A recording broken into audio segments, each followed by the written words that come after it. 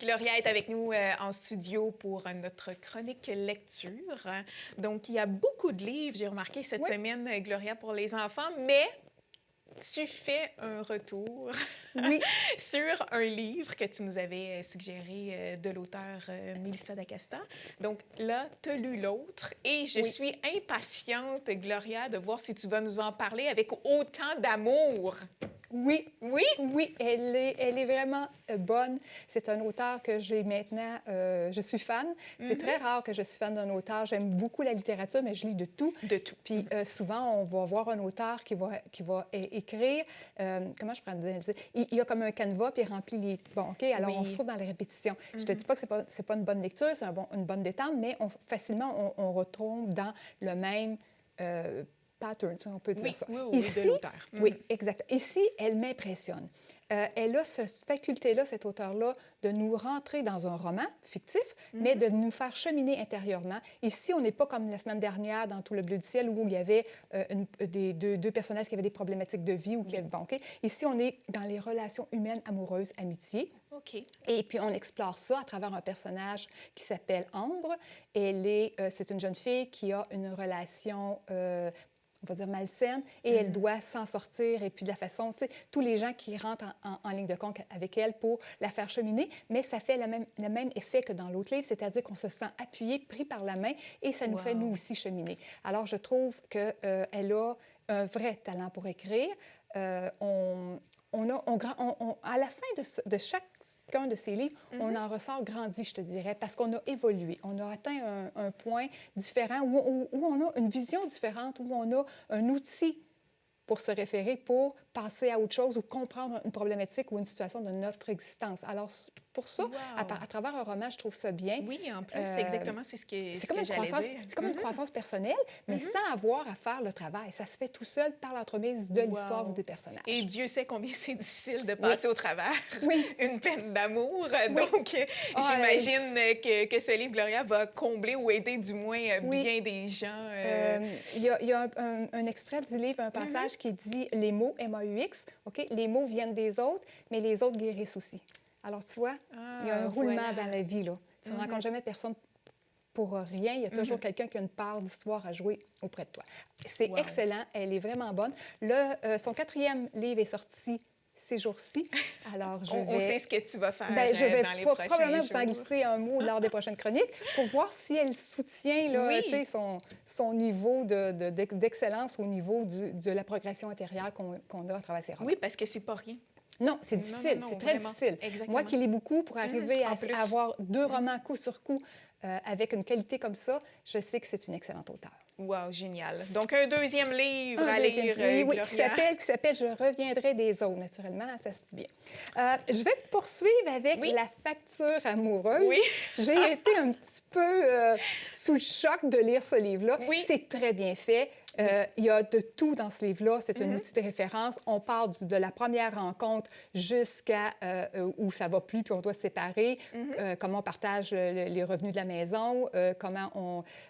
Notons que c'est Pierre-Yves McSween, hein, pour ceux... Oui, donc on sait déjà dans quel genre de lecture on est vraiment au niveau de la comptabilité, au niveau de gérer ses finances personnelles. Et on gère ses finances personnelles. Beaucoup. As-tu des exemples, Gloria? Je suis curieuse de savoir ce qu'on peut retrouver Je vais te donner un exemple. Je n'ai pas la citation exacte ou les mots exacts, mais il dit à un moment donné, il dit, tu sais, la table de cuisine que tu as achetée, que tu as payé trop cher, l'ancienne table, tu mangeais aussi bien sur l'ancienne table que sur celle-là. Celle-là, tu l'as achetée pour faire plaisir à l'autre ou lui fermer la trappe?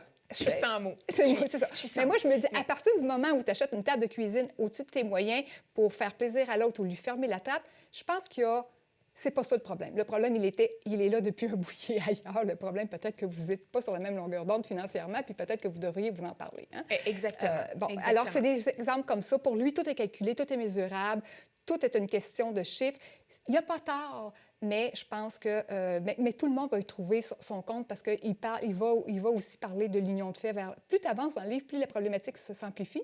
Alors, tu penses que je vais mettre rentre à la fin parce qu'à la fin, c'est l'union de fait, c'est le divorce, c'est la séparation de la maison, c'est la garde partagée, puis c'est les frais au moins, de garde. on le sait, on s'en va pas vers le meilleur. Je me dis, bon, au moins toute l'information est là. Oui. il va aussi nous parler, nous dire qu'il y a beaucoup de ménages qui ont des problèmes, des couples qui ont des problèmes avec les finances, puis que des fois, ça détruit le couple, en tout cas, ça amène des conflits. Bien, je me dis, si tu ne sauves pas ton couple avec ce livre-là, bien, au moins, tu auras des notions de comptabilité. Oui, puis, bon, exactement. Tu seras prêt pour, exactement. la prochaine rencontre. Voilà, et tu vas pouvoir dire que non, on ne s'est pas laissé dû à des problèmes financiers. C'est complètement autre chose. C'est comme avant les autres, je te disais, bien, moi, si je sortais avec Mathieu, bien, Mathieu a les cheveux courts, alors lui, il paierait un tiers du shampoing et moi 2 tiers parce que j'ai les cheveux longs. On en est là. Oh, voilà. Donc, ce n'est pas un livre à offrir peut-être en cadeau de Noël à son conjoint si vous êtes une femme qui aime bien dépenser. Non, pas du tout. Non, pas c'est... du tout. oui, non. Voilà. C'est vraiment pour avoir une relation saine et équilibrée financièrement. Je dis bien financièrement. Financièrement, exactement. Je poursuis avec... Donc, oui, on continue dans la thématique. Ben oui, c'est ça. Je me suis dit, bon, regarde, je vois que j'ai compris le message. Je vais m'aligner. On va faire des économies. Donc, ma chère Gloria, tu débarques avec un livre de recettes. Bon. Je me suis dit, ben écoute, après que tu aies fait le plein pour aller à l'épicerie, il ne te reste plus d'argent, alors tu fais attention. On fait des économies là. Blague à part, c'est très, très bien fait. Ça va chercher des éléments importants dans le sens où c'est cheap, mais c'est pas du fast-food et c'est pas n'importe quoi. Alors, c'est des repas structurés, faciles à préparer, économiques. Il y a plein d'avantages aussi. Il y a des petites capsules qui s'appellent « Bon à savoir » qui nous donnent des petits trucs. Comme j'ai appris que quand on achète du jambon, ça ne sert à rien de payer cher pour le jambon parce que le jambon, soit à l'ancienne ou traditionnel ou faible en gras, mais c'est des appels qui ne sont pas contrôlés. C'est juste du marketing. Ah oui? Alors, pourquoi payer 6,95 pour un paquet de jambon quand il y est... Il ne sera pas meilleur, même si... Non, il ne sera pas meilleur de qualité, puis il ne sera pas plus sain, puis il ne sera pas plus maigre que celui à 2,95, exemple. Bien, c'est bon. Pas longtemps que je mange chez Jambon, c'est peut-être plus cher. Oui. Je ne sais pas. Mais en tout cas, veuillez ne pas prendre en considération les prix de Gloria. Mais ça tombe à point parce que, comme tu disais, dans les épiceries, les coûts augmentent. Là aussi, de ce côté, pour les grosses familles et tout ça, ça peut aider, ça peut dépanner. Ou si vous avez un conjoint qui a le livre de Pierre-Yves, offrez-lui les deux.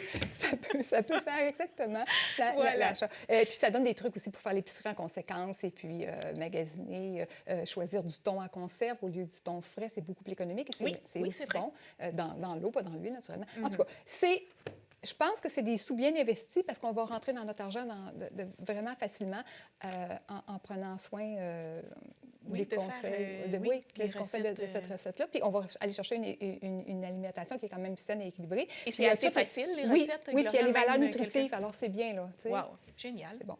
Je vais poursuivre avec les enfants. Bien, je vais commencer par cette collection-là qui s'appelle Médoc. Médoc, comment j'ai dit? Médoc emporté. Il y a 4 tomes présentement, c'est chez Bayard. C'est bien parce que c'est d'ici, c'est les traces d'animaux d'ici, la forêt du Québec, le rivage du Québec, et puis les oiseaux du Québec. Et c'est super bien illustré, bien fait. Tu vas voir, je vais t'en montrer un exemple. Tu vas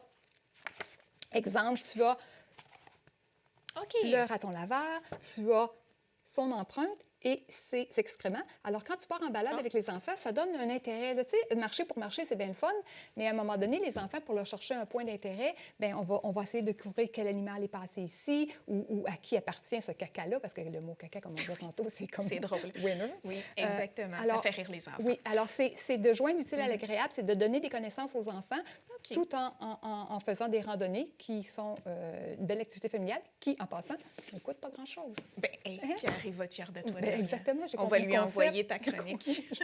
Je pensais que tu faisais mon CV, mais OK, je sais aussi, si tu veux.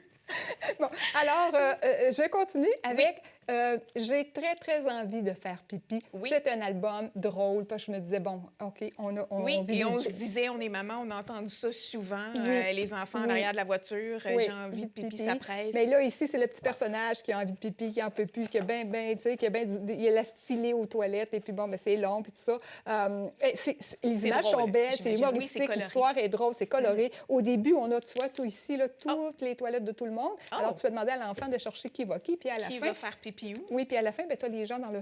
t'as les Qui font? animaux, les animaux dans leur toilette. Alors, c'est vraiment bien fait. Et naturellement, pour joindre l'utile à l'agréable, parce qu'il n'y a jamais rien de complet avec un enfant, mais quand tu as fini d'aller à la toilette et qu'il est soulagé et qu'il est bien correct, mais pauvre petit lui, regarde qu'est-ce qui lui arrive. Il a envie du numéro 2. C'est le moment. Ben oui, c'est ça. c'est Alors, sûr. les enfants, jusqu'à la fin, tu les tiens en haleine et à la dernière page, écoute, là, c'est reparti de plus belle. Et puis là, ben, ils se mettent à imaginer le pauvre petit ami dans la ligne qui attend pour faire son petit caca.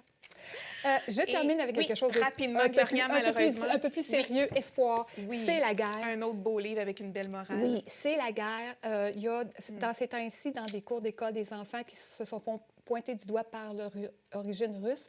C'est désolant parce qu'ils n'ont rien à voir là-dedans. Tellement. Je pense que c'est important d'informer nos enfants au sujet de la guerre. Espoir est une belle rentrée en matière pour ça. Il s'adresse aux plus vieux, mais aussi aux plus petits.